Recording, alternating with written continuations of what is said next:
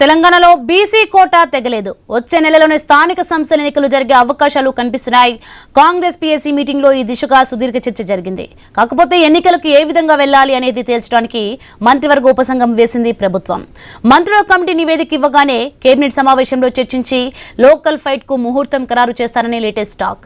42% BC quota bill కొలిక్కి రాకపోవడంతో పాత పద్ధతిలో ఎన్నికలకు వెళ్లి పార్టీ పరంగా మాత్రం 42% కోటా అమలు చేయాలనే మూడ్లోకి వెళ్తోంది కాంగ్రెస్. వాస్తవానికి బీసీ ఓటు బ్యాంక్ కోసం రాజకీయంగా చాలా శ్రమించింది అధికార పార్టీ. హైదరాబాద్ గల్లీ నుంచి ఢిల్లీ వరకు ధర్నాలతో హోరెత్తించారు నేతలు. స్వయంగా సీఎం రేవంత్ రెడ్డి ఢిల్లీ ధర్నాలో పాల్గొన్నారు. కానీ ఢిల్లీ నుంచి ఎలాంటి చలనం లేకపోవడంతో ప్రత్యామ్నాయాలపై ఫోకస్ పెట్టి కసరత్తు చేస్తోంది. ఈ విషయంలో కాంగ్రెస్ పార్టీ ఆలోచన ఎలా ఉన్నప్పటికీ కాంగ్రెస్ నిర్ణయంపై బీసీ సంఘాల స్పందన ఏంటి? రాజకీయంగా బీఆర్ఎస్ బీజేపీలు ఎలా చూస్తున్నాయి అన్నదే ప్రశ్న. 42% రిజర్వేషన్ ఇస్తామని కాంగ్రెస్ పార్టీ ఇచ్చినటువంటి వాగ్దానం మేరకు బిల్లుల రూపేణా సభలో పెట్టి బిల్లు పాస్ చేసి 2 బిల్లులు, ఒకటి స్థానిక సంస్థల ఎన్నికల్లో 42% రిజర్వేషన్ కల్పిస్తూ, రెండవది ఉద్యోగ అట్లాగే విద్యా అవకాశాల్లో రిజర్వేషన్ కల్పిస్తూ చేసినటువంటి 2 బిల్లులు సంబంధించి వాటిని బిల్లులుగా మార్చడానికి గవర్నర్ గారికి పంపిస్తే గవర్నర్ గారు భారత రాష్ట్రపతి గారికి పంపించి ఆ బిల్లు ద్వారా హైకోర్టు ఇచ్చినటువంటి తీర్పు మేరకు 31 సెప్టెంబర్ లోపల స్థానిక సంస్థల ఎన్నికలు ఏ విధంగా జరపాలి, బీసీలకి న్యాయం జరగాలి, ఈ ప్రభుత్వం చేస్తున్నటువంటి కార్యకలాపాలన్నీ కూడా విజయం కావాలి.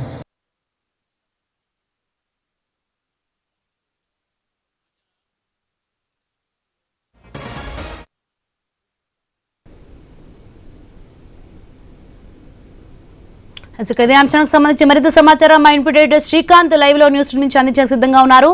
శ్రీకాంత్, మనం చూస్తున్నాం వచ్చే నెలలోనే స్థానిక సంస్థల ఎన్నికలు జరిగే అవకాశాలు కనిపిస్తున్నాయి. మొత్తంగా కాంగ్రెస్ నిర్ణయంపై బీసీ సంఘాల స్పందన ఏంటి? రాజకీయంగా బీఆర్ఎస్ బీజేపీలు ఎలా చూస్తున్నాయనేది ప్రశ్నగా మారింది. దీనికి సంబంధించిన డీటెయిల్స్ ఏంటి? Soni, good afternoon. ప్రకారం బీసీ రిజర్వేషన్ 42% ఇస్తాం స్థానిక సంస్థల ఎన్నికల్లో అన్నది కాంగ్రెస్ పార్టీ ఇచ్చినటువంటి హామీ. ఆ హామీ ప్రకారం ఈరోజు కాంగ్రెస్ పార్టీ అదేవిధంగా ముందుకెళ్లాల్సినటువంటి అవసరం ఉంది. అయితే ఇట్లా నేపథ్యంలో ఇప్పటికీ సుప్రీంకోర్టు గైడ్ లైన్స్ ఉన్నాయి 50% దాటొద్దంటూ. బట్ ఒకవేళ కాంగ్రెస్ పార్టీ కనుక 42% బీసీలకు రిజర్వేషన్ అమలు చేస్తే అది 69% పోతుంది. ఎస్సీ ఎస్టీలకు ఆల్రెడీ ఇప్పటికే 27% ఎస్సీ ఎస్టీలకు ఉంది. ఇప్పుడు 42% ఇస్తే కనుక 69% వెళ్తే కనుక ఖచ్చితంగా సుప్రీంకోర్టు గైడ్ లైన్స్ దాటినట్టుగా ఉంటుంది. అయితే దీనికి సంబంధించి సాధ్యాసాధ్యాలు ఎట్లా ఉంటాయి ఏంటి? ఇప్పటికే కేంద్రానికి బిల్లు పంపించారు. రాష్ట్రపతి దగ్గర బిల్లు ఉంది. కేంద్రం పార్లమెంట్లో చర్చలు జరగాలి.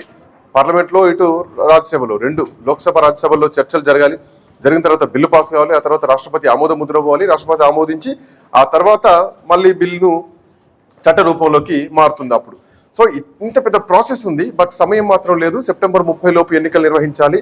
తెలంగాణలో గ్రామ పంచాయతీ స్థానిక సంస్థల ఎన్నికలు అని ఇప్పటికే హైకోర్టు ఎన్నికల కమిషన్కి ఆదేశాలు ఇచ్చింది.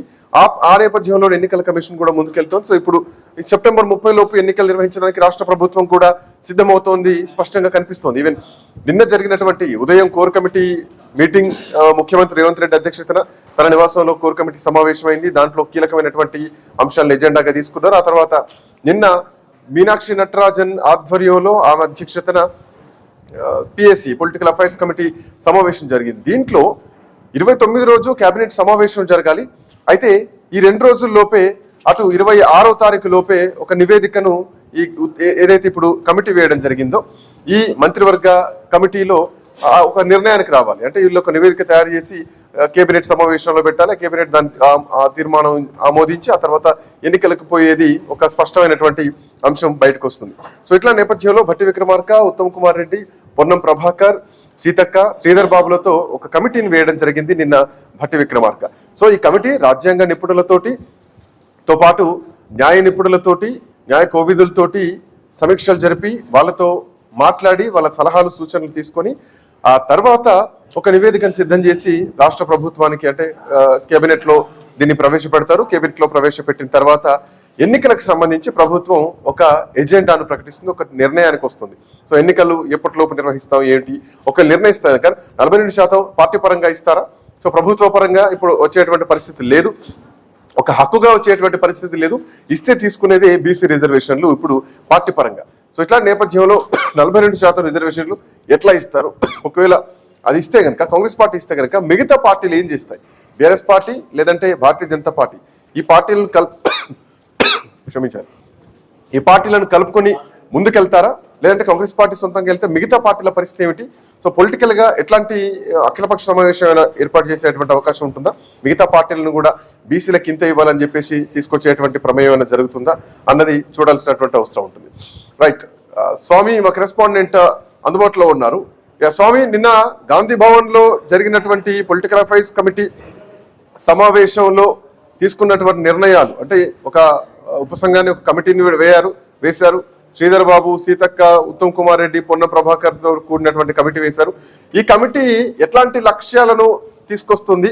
ఈ కమిటీ ఉద్దేశాన్ని ఎట్లా చూడొచ్చు? ఏ అంశాలపైన ఈ కమిటీ ముందుకెళ్తుంది అనుకోవచ్చు స్వామి? అంటే శ్రీకాంత్, ప్రధానంగా ఇప్పుడు కాంగ్రెస్ పార్టీ ముందు కీలకమైనటువంటి విషయం ఇప్పుడు ఉంది. ఒకవైపు బీసీ రిజర్వేషన్ విషయంలో ఎటు తేల్చుకోలేని విషయంలో వాళ్ళు ఇబ్బంది పడుతూ ఉన్నారు. దానికి తోడు పార్టీకి సంబంధించిన నేతలందరూ కూడా ఎవరికి వారు ఇప్పుడు బీసీ రిజర్వేషన్ ఖచ్చితంగా అమలు చేసి తీరాలన్న కోణంలో వాళ్ళంతా కూడా ఒకవైపు పట్టుదలతో ఉన్న నేపథ్యంలో కాంగ్రెస్ పార్టీ ముఖ్యమంత్రి ఏమో ఖచ్చితంగా బీసీలకు న్యాయం చేయాలి, ఖచ్చితంగా మన ముందు సుప్రీంకోర్టులో కేసుకు సంబంధించి మనం పోరాటం చేయాలి, లేకపోతే మళ్ళీ కేంద్రంలో కాంగ్రెస్ పార్టీ అధికారంలోకి వచ్చేంత వరకు కూడా ఆగాలనేది 3 ప్రత్యామ్నాయాలు ప్రభుత్వానికి, ఒకవైపు ప్రభుత్వం తరఫున, ఒకవైపు పార్టీ పరంగా ఆయన నిన్న ఒకవైపు పిహెచ్ సమావేశంలో సూచించినట్టుగా కూడా తెలుస్తుంది. దానికి తోడు చాలా మంది బీసీ నేతలు అయితే కూడా ఖచ్చితంగా ఇప్పుడున్న పరిస్థితుల్లో బీసీలకు రిజర్వేషన్ ఇవ్వకుండా ముందుకు వెళ్తే మాత్రం ఖచ్చితంగా ఇబ్బంది పడాల్సి వస్తుందని చెప్పేసి కూడా వారంతా కూడా అన్నట్టుగా కూడా తెలుస్తుంది. కానీ దీనికి సంబంధించిన విషయంలో ఎలా ముందుకెళ్లాలనే అంశం పైన ఒకవైపు కాంగ్రెస్ పార్టీ నేతలందరూ పిసిసి అధ్యక్షులు మహేష్ కుమార్ గౌడ్ ఇప్పటికే ఒక కమిటీని ప్రకటించారు. ఈ కమిటీ ఈ నెల 26వ తేదీ లోపు వాళ్ళ ఒపీనియన్ వాళ్ళు క్రోడీకరించి లీగల్ ఎక్స్పర్ట్స్ తో మాట్లాడి ఆ తర్వాత ఒక నివేదిక ఇస్తారు, దాని ఆధారంగా ముందుకు వెళ్లాలని చెప్పేసి భావిస్తారు. మరోవైపు రాష్ట్రంకు ఉన్నటువంటి ఆర్థిక పరిస్థితుల దృష్ట్యా ఇప్పటికే లోకల్ బాడీలో ఎలక్షన్స్ లేకపోవడం వల్ల, ఇటు ఎంపీటీసీ, జెడ్పీటీసీలు, సర్పంచ్ లేకపోవడం వల్ల గ్రామీణ స్థాయిలో పూర్తి స్థాయిగా పాలన కుంటుపడింది, అనేక రంగాలకు ఇబ్బంది ఏర్పడుతుంది. కేంద్రం నుంచి రావాల్సిన నిధులు కూడా సకాలంలో రావట్లేదు అనేది కూడా ఇప్పుడు ఉన్నటువంటి ప్రధానటువంటి ప్రభుత్వానికి ఇబ్బందికరంగా మారింది. ఇప్పుడు హైకోర్టు తీర్పు మేరకు ఇప్పటికే సెప్టెంబర్ 30వ తేదీ లోపు ఎలక్షన్స్ కంప్లీట్ చేయాలని చెప్పేసి ఒక ఆదేశం ఉన్న ధర్మిల ఖచ్చితంగా ఈసారి దీనికి సంబంధించిన విషయంలో ఒకవైపు ప్రభుత్వం కూడా సెప్టెంబర్ లో ఖచ్చితంగా ఎలక్షన్స్ పెట్టాలనే ఆలోచన ఉన్నట్టుగా తెలుస్తుంది. అందుకోసమే పిసిసి కమిటీ నేపథ్యంలో దాని యొక్క మమ అనిపించాలనే ఒక ఉద్దేశంతోనే కమిటీ వేశారనే ఆరోపణ లేకపోలేదు. నిన్న ప్రెస్ మీట్ లో కూడా కేవలం ఉత్తమ్ కుమార్ రెడ్డి, బట్టి విక్రమార్క మాత్రమే పాల్గొన్నారు. బీసీ నేతలు ఎవరు కూడా ఈ సమావేశం రాకపోవడం చూస్తుంటే బీసీ నేతలు కొంత అసంతృప్తిగానే ఉన్నట్టుగా కూడా మనకు బయటకి వినపడుతుంది. ప్రభుత్వం ముండిగా ముందుకు వెళ్తే బీసీల అందరం కూడా పరిచయం అయిపోతాము. ఇప్పటికే కామన్ డిక్లరేషన్ ప్రకారం ఇచ్చిన హామీని కనుక అమలు చేయకుండా ముందుకు వెళ్తే ఆ విషయంలో బీఆర్ఎస్ కోర్టు బీజేపీకి పొలిటికల్ గా కాంగ్రెస్ కార్నర్ అవుతామనే ఒక భయమిత వాళ్ళలో ఉంది. ఇప్పటికే నిన్న మహేష్ కుమార్ గౌడ్ కావచ్చు, ఒకవైపు పొన్నం ప్రభాకర్ కావచ్చు, పొన్న సురేఖ కావచ్చు, విఆర్ మంత్రావుతో సహా చాలా మంది బీసీ సీనియర్ నేతలందరూ కూడా ఒకవైపు ఏదో ఒక విషయంలో మనకు ఇప్పటికే సుప్రీంకోర్టు ఒకవైపు ఆర్డర్ నేపథ్యంలో రాష్ట్రపతి వద్ద 90 రోజుల వరకు ఇప్పటికే బిల్లులు పెండింగ్ లో ఉన్నాయి. త్వరలోనే ఆ కాల పరిమితి ముగుస్తుంది. దాని తర్వాత మనం ఏదో ఒక డెసిషన్ వచ్చింది, ఆ తర్వాత డెసిషన్ తీసుకొని ముందుకు వెళ్దామని చెప్పేసి వారంతా సూచించినట్టు తెలుస్తుంది. కానీ ప్రభుత్వ పరంగా కొందరు మాత్రం ఖచ్చితంగా ఎలక్షన్స్ పెట్టి ముందుకు వెళ్తేనే బాగుంటుందని చెప్పేసి కూడా చాలా మంది ఈ కేబినెట్ సహచరులు, ముఖ్యమంత్రి కావచ్చు, మిగతా సీనియర్ నేతలు కూడా సూచించినట్టుగా తెలుస్తుంది. ఒకవేళ మన ప్రభుత్వ పరంగా లీగల్ గా ఇవ్వలేని పరిస్థితి ఉంటే కనుక పార్టీ పరంగా 42% రిజర్వేషన్ ఇచ్చి ముందుకు వెళ్దామని చెప్పేసి వాళ్ళంతా కూడా వారి ఆలోచనని ముఖ్యమంత్రితో పాటు నిన్న మీనాక్షి నటరాజన్, అదేవిధంగా ఇటు పార్టీ సంబంధించిన సీనియర్ నేతలు జానారెడ్డి, ఒకవైపు గీతారెడ్డితో సహా చాలా మంది పిఎస్సీ సభ్యులంతా కూడా అందులో పాల్గొన్న వారందరూ కూడా ఇదే అభిప్రాయం వెలుబుచ్చినట్టుగా తెలుస్తుంది. ఇప్పుడున్న పరిస్థితుల్లో కేంద్రం మనకు అంత సహకరించే పరిస్థితి లేదు. ఒకవైపు రాష్ట్రపతి వద్ద బిల్లులు పెండింగ్ లో ఉన్నాయి, ఇచ్చిన ఆర్డినెన్స్ కూడా గవర్నర్ వద్ద పెండింగ్ లో ఉంది. ఆయన ఢిల్లీకి అటార్నీ జనరల్ ఒపీనియన్ కోసం పంపారు, అది ఇప్పట్లో తేలేలా లేదు. సుప్రీంకోర్టు ఆర్డర్ ప్రకారం మనం సుప్రీంకోర్టులో మన ఇద్దరు న్యాయవాదుల్ని ఏర్పాటు చేసుకుని మన వాదనని మనం అక్కడ వినిపించే ప్రయత్నం చేద్దాం. ఒకవైపు ఫ్రెష్ పిటిషన్ వేస్తే కనుక అది మళ్ళీ అది రిజిస్ట్రీలో మళ్ళీ అడ్మిట్ అయ్యి కేసు వచ్చే తర్వాత చాలా టైం పడుతుంది. కాబట్టి ఉన్న పిటిషన్ లో మన వైపు మనం ఇంప్లీడ్ అయ్యి మనం దాని విషయంలో పోరాటం లీగల్ ఫైట్ చేద్దామని చెప్పేసి కూడా ముఖ్యమంత్రి సూచించినట్టుగా తెలుస్తుంది. దీనికోసమే ఇప్పుడున్న పరిస్థితుల్లో ఇప్పుడు రాష్ట్ర ఎలక్షన్ కమిషన్ కూడా అన్ని రకాల ఏర్పాట్లు తీసుకున్నది. తొలుత పార్టీ గుర్తుతో జరిగేటువంటి జెడ్పీటీసీ ఎంపీటీసీ ఎలక్షన్ నిర్వహించుకొని స్వామి ఈ 2 రోజుల్లో సాధ్యమా? 26 కల్లా నివేదిక అందించడం, 29వ తారీఖు కేబినెట్ లో పెట్టడం, 26 కల్లా ఒక నివేదికను సిద్ధం చేయడం, తిప్పి కొడితే 2 రోజుల గ్యాపే ఉంది. కట్ చేస్తే ఇవాళ 24, రేపు 25. సో ఈ 2 రోజుల్లో ఏం చేసినా చేయాలి. 26 కల్లా ప్రభుత్వానికి ఒక నివేదిక ఇవ్వాలి ఈ కమిటీ. సో ఏం అంటే వీళ్ళు దగ్గరటువంటి వ్యూహం ఏమిటి? 2 రోజుల్లో ఏం చేయగలుగుతారు? ఆల్రెడీ సుప్రీంకోర్టులో దీనికి సంబంధించి చాలా కేసెస్ లో ఇందిరాసాని కేసు కానీ, లేదంటే తమిళనాడుకు సంబంధించింది కానీ, బీహార్ సంబంధించినటువంటి రిజర్వేషన్లకు సంబంధించినటువంటి కేసుల్లో చాలా అంశాలు దీంట్లో అడ్డంకులు ఉన్నాయి. అందులో తెలంగాణ రాష్ట్ర ప్రభుత్వం నుంచి పోయినటువంటి బిల్ ఏదైతే ఉందో దాంట్లో కూడా దరిదాపు 30-32 తప్పిదాలు ఉన్నాయి. వీటిని సవరించాలంటూ కూడా రాష్ట్రంలో బీసీ సంఘాలు ఇప్పటికీ డిమాండ్ చేస్తున్నాయి. వీటన్నింటినీ ఈ 2 రోజుల్లో ఏం చేయగలుగుతారు? వీళ్ళు మాట్లాడేది న్యాయ నిపుణులతోటి, వీళ్ళు మాట్లాడేది రాజ్యాంగ నిపుణులతోటి. బట్ అదే రాజ్యాంగం, అదే న్యాయ నిపుణులు సుప్రీంకోర్టులో గైడ్ లైన్స్ ఉండనే ఉన్నాయి. సో ఏం నిర్ణయం ఉండొచ్చు? ఇదంతా ఏదో ఒక ఆర్టిఫిషియల్ గా ఏమైనా జరుగుతుంది అనుకోవచ్చా? నామమాత్రంగా తూతు మాత్రంగా ఏమైనా జరుగుతుంది అనుకోవచ్చా? ఆల్రెడీ ఒక డెసిషన్కి వచ్చి కాలాపన చేస్తున్నట్టుగా చూడాలా? ఎట్లా చూడొచ్చు? అంటే ప్రభుత్వం ఒక ఆలోచనకైతే వచ్చింది, ఖచ్చితంగా ఎలక్షన్స్ సెప్టెంబర్ లో పెట్టాలని ఒక ఆలోచనకు వచ్చే దాన్ని ఒకవైపు జస్టిఫై చేసుకోవడం కోసం ఈ పిసిసి నేతృత్వంలో కమిటీ వేసి దాన్ని అనిపించాలనే ప్రయత్నం చేస్తున్నట్టుగా కూడా మనకు జరుగుతున్న పరిణామాలు మనకు అర్థమవుతూ ఉన్నాయి. 1-2 రోజుల్లో ఇంతకాలం ఇన్ని ప్రయత్నాలు చేసినా కానటువంటి రిజర్వేషన్ 1-2 రోజుల్లో జీవో ఇస్తే ఖచ్చితంగా దాన్ని కోర్టుకు వెళ్తే దాని మీద స్టే ఇస్తారు, ఎలక్షన్ ముందుకు వెళ్లే ప్రాసెస్ లేదు. కానీ పార్టీ పరంగా మనం పబ్లిక్ ఏదైతే పార్టీ నాయకులకు 42% రిజర్వేషన్ ప్రకారం టికెట్లు ఇచ్చి మన ఎలక్షన్ ముందుకు వెళ్దాము. ఈ విషయంలో మనం కొంత పొలిటికల్ గా బీఆర్ఎస్ బీజేపీ నుంచి కార్నర్ గా ఫేస్ చేసుకోవచ్చు. కేంద్రంలో బీజేపీ ఆమోదించట్లేదు కాబట్టి వారిని కొంత బీజేపీని అటాక్ చేయొచ్చు. కానీ ఒకవైపు బీఆర్ఎస్ నుంచే పెద్ద ఎత్తున కూడా ఎదురుదాడులు జరిగే అవకాశం ఉంటుంది కాబట్టి దాని నుంచి ఫేస్ చేసుకోవడం కోసం ఈ కమిటీ వేసి ఇప్పుడున్న పరిస్థితుల్లో ఇది అయ్యేలా లేదు.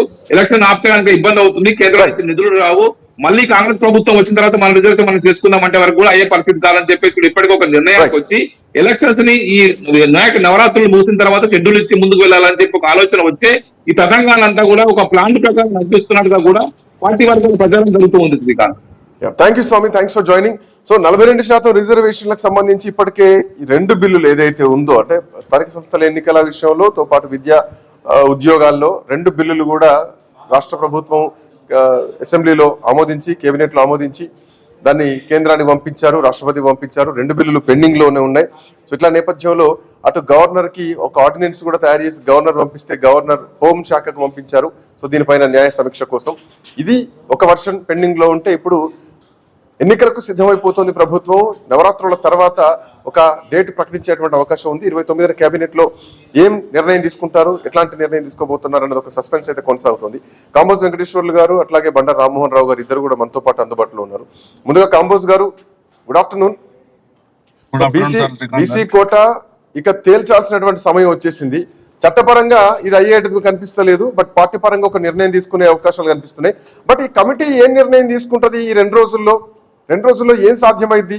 ఇప్పటికే 5-6 నెలల నుంచి గాంధీ 2 రోజుల్లో ఏ నిర్ణయం తీసుకోబోతారు, తీసుకుంటే ఎట్లాంటి నిర్ణయాలు ఉండొచ్చు ఈసారి? కాంబోజ్ గారు, గుడ్ ఆఫ్టర్నూన్ శ్రీకాంత్ గారు, మీకు టీవీ ఛానల్ కు అండ్ తోటి panel members good afternoon, very good afternoon.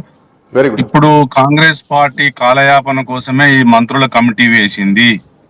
ఆ రోజు కామారెడ్డి డిక్లరేషన్ ఇచ్చిన దాంట్లో విద్యా ఉద్యోగ కులలో రాజకీయంగా 42% ఇస్తామని వాళ్ళు చెప్పిన దాంట్లో అట్టర్లీ ఫెయిల్ అయ్యారు. వాళ్ళు జంతర్ మంతర్ దగ్గర డొమ్మరగడ్డలు వేసారు, మళ్ళీ వచ్చి తెలంగాణ గోడలు గెక్కుతున్నారు.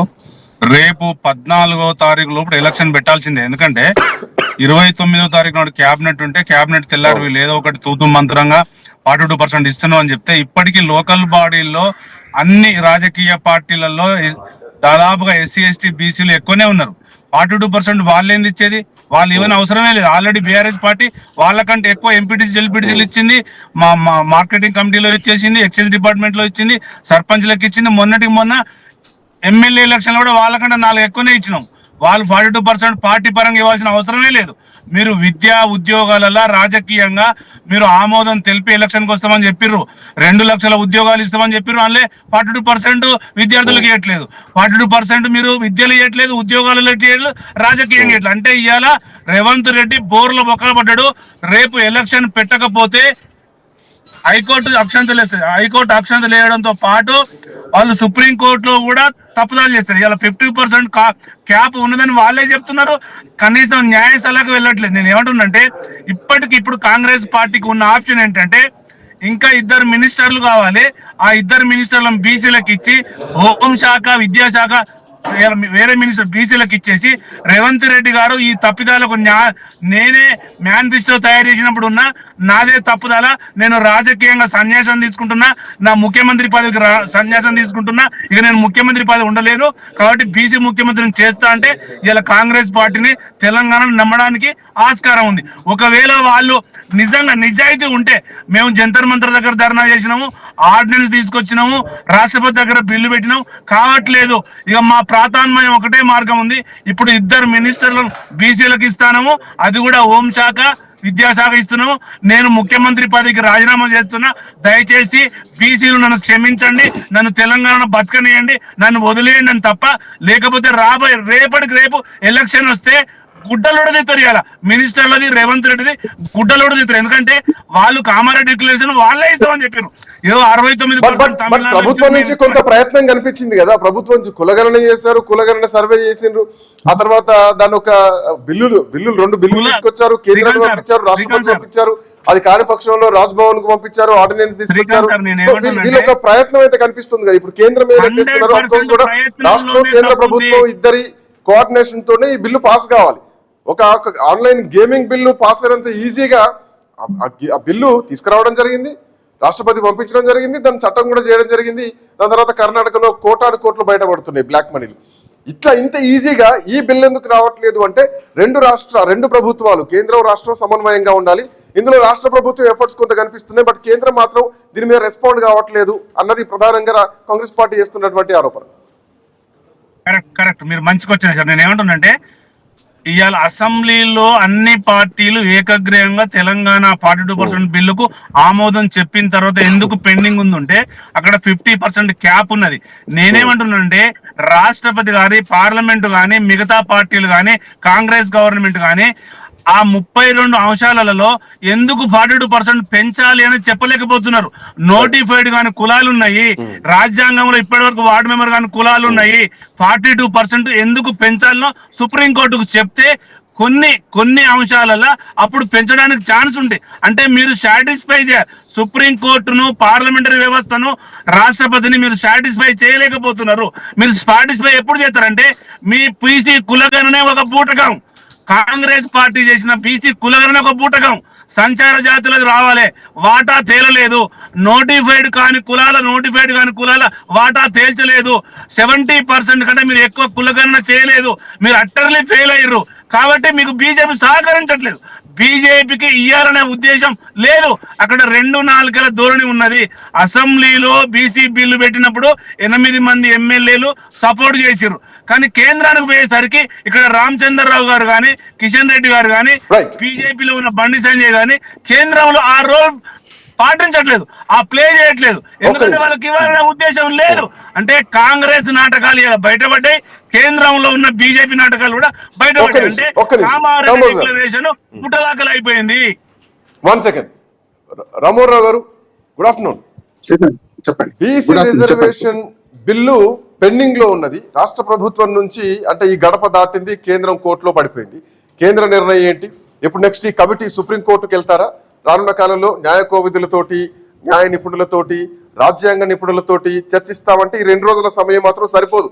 ఈ కమిటీ అందులో ఒక డే పనిచేస్తే 8 గంటలు పనిచేస్తే వీళ్ళకున్న 16 గంటలు మాత్రమే. సో ఈ రోజు రేపు ఇట్లాంటి నేపథ్యంలో ఈ కమిటీ లక్ష్యం నెరవేరుతుందా? ఈ కమిటీ ఉద్దేశం ఏమిటి? ఒకటైతే కనుక 42% రిజర్వేషన్లు అమలు సాధ్యమైన కంప్లీట్లీ ఒక పొలిటికల్ టర్న్ తీసుకుంటుంది. ముఖ్యమంత్రి రాజీనామా చేయాలని చెప్పేసి బీఆర్ఎస్ పార్టీ నాయకులు మాట్లాడుతున్నారు, మోడీ రాజీనామా చేయాలని చెప్పేసి కాంగ్రెస్ పార్టీ నాయకులు మాట్లాడుతున్నారు. సో బీఆర్ఎస్ పార్టీ ఇప్పటికే గ్రౌండ్ కూడా సిద్ధం చేసుకుంటుంది. కాంగ్రెస్ పార్టీ వర్షన్ ఎట్లా చూడొచ్చు? అసలు ఎంతవరకు వర్కౌట్ అవుతుంది అనుకోలే? వాళ్ళ ముందున్నటువంటి లక్ష్యం ఏంటి ఇప్పుడు? శ్రీకాంత్ గారు, మీకు, వెంకటేశ్వర గారికి, మన ఐనిష్ ప్రేక్షకులకు నమస్కారం. 2 విషయాలు చెప్పాలి. 3 పార్టీలు కూడా వారి బీసీల భుజాల మెత్తుపాకులు ఇటు పెంచుకుంటున్నాయి. ఏమంటే అంటే ముఖ్యమంత్రి, మంత్రుల కావాల్సింది దీని మీదే మాట్లాడతాను, మిగతా సంగతి అవసరం లేదు. లీగల్ గా మొదటి నుంచి చెప్తున్నాను, ఎన్నికలు జరగవు. అలవిగాని హామీలు ఇచ్చింది కాంగ్రెస్ పార్టీ. బీసీ డిక్లరేషన్ ఒక బూటకము, 42% రిజర్వేషన్ ఇస్తామని అలవిగాని హామీ ఇచ్చినప్పుడు సోయి లేదా? ఈ మాట సోయి అనేది తెలంగాణ పదం. ఎన్నికలు చట్ట ప్రకారంగా రిజర్వేషన్లతో ఎన్నికలు జరగవు, పార్టీ పరంగా ఇస్తే జరుగుతాయి. అవరోధం అందరు తెలుసు కదా. కేసీఆర్ బదనాం చేసిండ్రు, 22% కుదించి 33 నుంచి అన్నారు. ఆనాడు ఎందుకు కుదించాల్సి వచ్చింది? జ్ఞానము ఏమైనా విజ్ఞానం ఉంటే బాగుండేది అంటున్నాను. 2013లో హైకోర్టు తీర్పున్నది 50% సీలింగ్ దాటి చేయమని చెప్పి కిరణ్ కుమార్ రెడ్డి గారు ముఖ్యమంత్రిగా ఉన్నప్పుడే ఒకేసారి ఈ అవకాశం ఇస్తున్నాం, మరోసారి లేదంటేనే 2013 ప్రయత్నం చేయలేదు. బీసీల మీద ఎవరికి ప్రేమ లేదా? కానీ ఆనాడు ఇవ్వలేని పరిస్థితి లేదు, 22% కుదించాల్సి వచ్చింది. మీరు ఉద్ధరిస్తా అన్నారు కదా, 42% రిజర్వేషన్ ఇస్తా అన్నారు కదా. మీరు ఇస్తానన్నారు 3 ఆప్షన్లు. ఒకటి బిల్లులు. 3 పార్టీలు ఎందుకు 3 పార్టీలు అంటున్నారు? 3 పార్టీలు బిల్లు తపాదు చేస్తున్నాయి. కానీ అక్కడికి వరకల్లా ఆ సన్నాయి నొక్కులు నొక్కుతున్నా. బీఆర్ఎస్ పాత్ర అక్కడ ఏం లేదు. కేంద్రంలో నేను ఎవరు సన్నాయి నొక్కులు అంటున్నానంటే బీజేపీ ఎంపీ ఎమ్మెల్యే మ్యూట్ లో ఉంది, మీ వాయిస్ మ్యూట్ అయింది, ఒకసారి చెక్ చేసుకోండి. నాకు వినొస్తుంది, మీకు వినొస్తుందా? హలో వెంకటేశ్వర గారు, మీకు వినొస్తుందండి? వెంకటేశ్వర గారు మీ వాయిస్ రావట్లేదు. చూడండి, మళ్ళీ ఒకసారి మొదలు పెడతాను నేను. ఎందుకంటే దీన్ని కాంగ్రెస్ పార్టీ నిన్న మీటింగ్ స్పార్స్ దుర్మార్గంగా పెట్టింది. దాని మీద చాలా మాట్లాడాల్సి ఉన్నది. ఇంకా కమిటీలు కాలయాపన చేస్తుంది తప్ప కమిటీలు ఏంది? ఏం కమిటీలు చేస్తున్నారు వీళ్ళు? నాటకం ఆడుతున్నారు. ఒక రకంగా ప్రజలతోని, ముఖ్యంగా బీసీలతోని నాటకం ఆడుతున్నారు. ఆఖరికి ఇక్కడ రాహుల్ గాంధీ ప్రధానమంత్రి కావాలన్నట్టు గాడికి వచ్చిన కథ. మీరు ఈ మంత్రులు వీటి గురించి మాట్లాడకండి వెంకటేశ్వర గారు. నేను ఏమంటున్నానంటే అసలు సంగతి మీరు దెబ్బ కొట్టాల్సింది, ఇక్కడ కొట్టాల్సింది. మంత్రుడు ఎవడైతే మనకి ఏమైంది? ఉన్నోళ్ళు 7, ఇప్పుడు 3 మంత్రులు ఉన్నారు బీసీల కాదా? 7 వాళ్ళ ఎమ్మెల్యేలు, 3కి ఇచ్చిన 42% ఇచ్చేసినట్టే. ముఖ్యమంత్రి ఎవడ ఇవి ఎంత సార్? 2, 3 స్థానిక ప్రభుత్వంలో లక్షలాది పదవులు ఉన్నాయి. ఇక 1,20,000 మంది వార్డు మెంబర్లు ఉన్నారు, దాదాపు 13,000 మంది సర్పంచులు ఉన్నారు. వీటి మీద పడతాం గట్టిగా. మీరు డైవర్ట్ కాకండి ఇష్యూ నుంచి, కరెక్ట్ దీని మీదే వాడండి. ఎందుకు కాసేగా చెప్తాను. శ్రీకాంత్ వస్తుందా? వస్తుంది, ప్లీజ్ మాట్లాడండి. రైట్, నేను మొదటి నుంచి మొదలు పెడతాను. నేను ఏమంటా అంటే సోయి ఉండే హామీ ఇచ్చిండ్రా ఈ మాట అంటున్నాను. 42% రిజర్వేషన్. విద్యా ఉద్యోగాలు ఇంకా చాలా పెద్దది. విద్యా ఉద్యోగాల్లో మండల కమిషన్ మంటలు పెట్టింది. ఆ తర్వాత 27% కుదించాల్సి వచ్చింది. 27, 42 చేస్తా అంటున్నారు. అది చాలా పెద్దది, అది పెద్ద ఛాలెంజ్. ఇది ఇప్పుడు లేదు. రెండోది ఏమంటే పంచాయతీరాజ్ వ్యవస్థలో కింది నుంచి పైదాకా స్థానిక ప్రభుత్వాలను, లోకల్ బాడీస్ కావి, కింది నుంచి పైదాకా 42% రిజర్వేషన్ ఇస్తా అన్నారు. హామీ మీది అమలు ఇంకోటి చేయాలన్నా? ఇలా పార్టీ పరంగా రిజర్వేషన్ మీరు ఇస్తా అంటే హామీ మీరు ఎట్లా చేస్తారో చెప్పు. ఎట్లా కొట్టుబిడ్డ అంటారు ప్రతిపక్షాలు. ఎందుకు మీకు అంగీకరిస్తారు? ఒక మాట మీరు పార్టీ పరంగా రిజర్వేషన్లు ఇస్తారు. రెండోది ఇంకొక పార్టీ వాడు అక్కడ పార్టీ పరంగా రిజర్వేషన్ ఇస్తే చెల్లదు కదా. మీరు లీగల్ గా మీరు పార్టీ పరంగా రిజర్వేషన్ ఇచ్చినా 22% లీగల్ గా చెల్తుంది. బీసీలకు 22% మీరు ఇచ్చేది. మిగతా వాటిలో ఆప్షన్ అంటే కాదు. బీఆర్ఎస్ వాళ్ళు, బీజేపీ వాడు, ఇంకో పార్టీ వాడు ఎవడు పెట్టడం అనుకున్నాం. ఎవడో ఇండిపెండెంట్ చేస్తారు, మీరు అభ్యర్థి పెడతారా? అక్కడ బీసీ రిజర్వేషన్ ఖరారు కాకుండా ఎవరికి పడితే వరకు అవకాశం ఉంటది కదా. నేను 2 చెప్తున్నాను. నిన్నటి మీటింగ్ సాచివేత ధోరణి, ఇంకోటి ఏమీ కాదు. నిన్న కేవలం మీటింగ్ అంటే. ఇంకో మాట చెప్తున్నాడు, అయ్యో వచ్చేదాకా అమాసాగానట. రాహుల్ గాంధీ ప్రధానమంత్రి చేస్తారట. అది కూడా వచ్చింది చూడండి. మీరు ఎంత హాస్యాస్పదంగా ఉందంటే నాకు చాలా కోపం వస్తుంది విషయం. ఎందుకంటే బీసీలో రిజర్వేషన్ ఇస్తామని 42 మీరు డిక్లరేషన్ ఇస్తారు. అన్ని డిక్లరేషన్లు, సర్వనగర్ డిక్లరేషన్ ఏమైంది, రైతుల డిక్లరేషన్ ఏమైంది, దీనికే పరిమితమైంది. దీనిలో ఏమంటున్నా అంటే సాధ్యాసాధ్యాలు తెలియకుండా మీరు హామీలు ఇచ్చింది. నెంబర్ 1. రెండోది, మీరు ఎప్పుడైతే బిల్లు పాస్ అయిందో అప్పటి నుంచి ప్రయత్నం చేసినా కొంత నయం ఉంటుండే, అది పోయింది. మూడోది ఆర్డినెన్స్ అన్నారు. ఆర్డినెన్స్ జారీ సమస్య అయిపోయింది. రెండోది పోయింది. మూడోది అందుకనే రేవంత్ రెడ్డి గారు చాలా తెలివికల్లోడు. అసెంబ్లీ సాక్షిగా ఆనాడే చెప్పిండు 3 ఆప్షన్లు ఉన్నాయి, అయితే బిల్లు లేకుండా ఆర్డినెన్స్ లేకుంటే మనం పార్టీ పరంగా అన్నాడు. ఆఖరికి అప్పుడే చెప్పేసిండు పార్టీ పరంగా రిజర్వేషన్ ఇవ్వడానికి ఖరారు అవుతున్నది. ఇది మాత్రం ఏమంటున్నా అంటే బిల్లు సెప్టెంబర్ లో శ్రీకాంత్ గారు ఎట్లా విషయం చేస్తారు? పార్టీ పరంగా రిజర్వేషన్ ఖరారు అవుతుంది. ఆఫ్ కోర్స్ మనం అనుకుంటున్నాం వాళ్ళకు ఉన్నటువంటి ఆప్షన్ అదొకటే. బట్ మిగతా పార్టీలు కూడా అదే బాటలోకి వస్తాయా? మిగతా పార్టీలు బీజేపీ కానీ బీఆర్ఎస్ పార్టీ కానీ ఎందుకు వస్తారు అంటున్నా? హామీ మీద అమలు వాడిని చేస్తారు అంటున్నా. చేసింది అనుకుందాం, మిగతా వాడిని ఎట్లా ఆపగలుగుతారు? మీకు లీగల్ గా శ్రీకాంత్ గారు 22% రిజర్వేషన్ ఇవ్వగలుగుతారు. ఆనాడు కేసీఆర్ కింద వీళ్ళు కూడా అంతే ఇవ్వగలుగుతారు. లీగల్ గా అంతగా పెంచడానికి వీలేదు. 50% సీలింగ్ ఉన్నది. 25%, 18 ఎస్సీలకు, 10% ఎస్టీలకు, 25 22 మిగిలింది. 22 ఇస్తారు. కానీ మిగతా 42లో 20% వీళ్ళు పార్టీ పరంగా ఇస్తే ఇంకోటిని ఎట్లా ఆపుతారు అంటున్నా నేను. ఆర్డినెన్స్ మీద కోర్టుకు పోవద్దంటారు. ఓ పార్టీలు కట్టుబడి ఉండాలంటారు, మీ హామీ మిగతా పార్టీ ఎందుకు కట్టుబడి ఉంటది? మీరు చేయాలని కోరుతుంది కదా. ఇంకో మాట చెప్తున్నాను, ఇప్పుడు మీరు ఏదైతే నిన్న కమిటీ వేసినో కమిటీ ఇంతకంటే లీగల్ ముంజెత్తికి అంకడానికి అర్థం ఎందుకు? అక్కడ సీలింగ్ ఉందని అందరికీ ఎరికే. ఏ న్యాయకోదు సుదర్శన్ రెడ్డి గారు ఏం చేస్తారు, ఇంకోరు ఏం చేస్తారు అంటున్నా. ఆడ చట్టాన్ని అయితే మార్చరు కదా, వీళ్ళ చేతులు లేదు కదా అంటున్నాను. కాంగ్రెస్ పార్టీ ముందు నుంచి వెనక గొయ్యి పరిస్థితి ఉన్నది వాళ్ళకు స్పష్టంగా. ఇంకో మాట చెప్తాను, అక్టోబర్ లోపల ఎలక్షన్ జరగవు. సెప్టెంబర్ 22 నుంచి మనకు పెత్రామాసం మొదలవుతుంది, పండుగలు మొదలవుతున్నాయి. మీరు ఇప్పుడు కరెక్ట్ నెలగుండేది కదా పండుగ, మరి ఎప్పటి నుంచి ఈ వినాయక చవితి వస్తుంది, పండుగలు ఉంటాయి. కోర్టుని ఎట్లా హ్యాండిల్ చేస్తారు వీళ్ళు? కోర్టుకి ఇప్పుడు ఆల్రెడీ ఎన్నికల కమిషన్ కి ఆదేశాలు వచ్చాయి, ఎన్నికల కమిషన్ ఎన్నికలు పెట్టాల్సిందే. సో దీనిపైన కోర్టుకి వెళ్ళాల్సినటువంటి పరిస్థితులు ఉంటాయి. మళ్ళీ కోర్టుకి వెళ్తారా కండక్ట్ చేయలేమని? ఏం కాదు, అక్టోబర్ 9 దాకా ఎలక్షన్ కావు. మళ్ళీ కోర్టుకి ఏం చేస్తారంటే ఇవన్నీ ఆలోచించడం పోయిందంటాడు, ఒక ఆర్డినెన్స్ లేకుండా తీస్తారు, జీవో తీస్తారు, అది ఫెయిల్ అవుతుంది, కోర్టులో స్టే వస్తుంది. దాంతో నేనేమంటాను, ఏ రకంగా చూసినా నిజంగానే మీరు ఇస్తా అనుకున్నా కూడా సెప్టెంబర్ లో ఎలక్షన్లు చెప్పడానికి వీలే కాదు. వర్షాలు, పండుగలు రెండు వస్తున్నాయి. ఇప్పుడు అక్టోబర్ 2వ తారీఖు దసరా పండుగల సందర్భంగా మొత్తం ఎలక్షన్లు చేయలేరు వీళ్ళు. గ్యారంటీ అక్టోబర్ కాదు నవంబర్ దాకా పోతే ఎలక్షన్ చూడండి వాయిదా పడతాయి. రైట్, 1 సెకండ్ కాంబోజ్ గారు కన్క్లూడ్.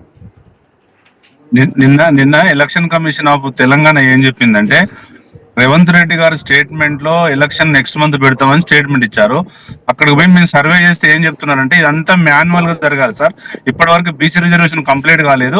ఒక పిటిషన్ వేస్తుంది ఏజీ గారు, ఒక పిటిషన్ వేసి మాకు ఇంకొక 1.5 month టైం ఇచ్చేసండి, నవంబర్ లో పెడతామంటే నవంబర్కి వెళ్తాయి. ఇప్పుడు ఎలక్షన్ పెట్టాలంటే రేపటికి రేపు నోటిఫికేషన్ రావాలి, అంతా ఆగం ఉంటుంది పరిస్థితి. ఎందుకంటే ఇది కంప్యూటర్ కాదు కదా, మాన్యువల్ కదా, ఇయాటి పరిస్థితి కాదు కదా. ఇంకొక అవరోధం ఏంటంటే సార్, నేను లీగల్ గా చెప్తున్నా, మొట్టమొదటిది రిజర్వేషన్ ఖరారు కన్నా ముందు డిలిమిటేషన్ చేయాలి సార్. కొత్తగా పంచాయతీలు వచ్చినాయి, కొత్తగా మండలాలు వచ్చినాయి, డిలిమిటేషన్ తర్వాత రిజర్వేషన్ ఖరారు, దాని మీద 2 రోజులు టైం ఇవ్వాలి, తర్వాత ఆబ్జెక్షన్ రైజ్ చేస్తే తీసుకోవాలి, ఆ తర్వాత ఖరారు చేసి ఎలక్షన్ కమిషన్ కి అప్పచెప్తే వాళ్ళు సిద్ధం చేస్తే దాన్ని చేస్తారు. వీళ్ళు ఈ పని చేయకపోయింది. ఇంకోటి మాట, హైకోర్టుని టైం అడిగింది 1 month, ఇది రాష్ట్ర ప్రభుత్వం 2 నెలల టైం ఎలక్షన్ కమిషన్ అడిగింది, కలిపి 3 నెలలు ఇచ్చింది కదా. వీళ్ళ నెల టైం ఎప్పుడు అయిపోయింది, వాళ్ళ టైం కూడా తీసుకున్నారు. వాళ్ళ టైం కూడా 2 నెలలు, 1 నెల అయిపోయింది, ఒక నెలనే ఉంది వాళ్ళ టైం. 25 సెప్టెంబర్ 2 నెలలు అయిపోయింది. 35 days టైం ఉంది సార్. చూద్దాం ఎట్లా ఉండబోతుందో. Anyway, thank you so much బండ రామ్మోహన్ రావు గారు, కామోజ్ వెంకటేశ్వర్లు గారు. సో ఎన్నికలకు సెప్టెంబర్ 30 లోపు ఆల్రెడీ కోర్టు ఆదేశించినటువంటి ప్రకారం ఎన్నికలకు వెళ్ళేటువంటి అవకాశం ఉంటుందా? ఈ కేబినెట్ సమావేశంలో ఇప్పటి వరకు మనతో రాజకీయ విశ్లేషకులు రామ్మోహన్ రావు గారు చెప్పినట్టు, కామోజ్ వెంకటేశ్వర్లు గారు చెప్పినట్టు ఇంకా సమయం తీసుకునేటువంటి అవకాశం ఉందా? వస్తున్నటువంటి పండుగల నేపథ్యంలో ఇప్పుడు ఎన్నికలు నిర్వహించడం సాధ్యమేనా? ఈ 2 రోజుల్లో ఈ కమిటీ ఏ నిర్ణయం తీసుకుంటుంది, ఎవరిని సమీక్షిస్తుంది, ఏం రిజల్ట్ వస్తుంది, ఏ నివేదికను కేబినెట్ ముందు పెడతారు, కేబినెట్ నిర్ణయం ఏం ఉండబోతోంది, సెప్టెంబర్ 30 లోపు ఎన్నికలు నిర్వహించడం సాధ్యమేనా? కత్తి మీద సాములాగా ప్రభుత్వానికి మారిపోయిందా, లేదంటే అక్టోబర్ నవంబర్కి ఎన్నికలు ఏమైనా పోస్ట్ పోన్ అయ్యేటువంటి అవకాశం ఉండబోతుందా? చూద్దాం. బీసీ రిజర్వేషన్లు తెలంగాణలో కాంగ్రెస్ పార్టీకి పులి మీద సవారీలాగా మారింది అని చెప్పడంలో ఎట్లాంటి సందేహం లేదు. ఇక పార్టీ పరంగానే నిర్ణయాలు ఉండేటువంటి అవకాశాలు అయితే స్పష్టంగా కనిపిస్తున్నాయి. కేబినెట్ లో బహుశా ఇవే అంశాలు, ఇదే స్టేట్మెంట్ ఇచ్చేటువంటి పరిస్థితి కనిపిస్తుంది. ఎందుకంటే ఇప్పటికీ బిల్లులు పెండింగ్ లోనే ఉన్నాయి. కేంద్రం దీన్ని ఆమోదించలేదు, లోక్సభలో ప్రవేశపెట్టలేదు, రాజ్యసభలో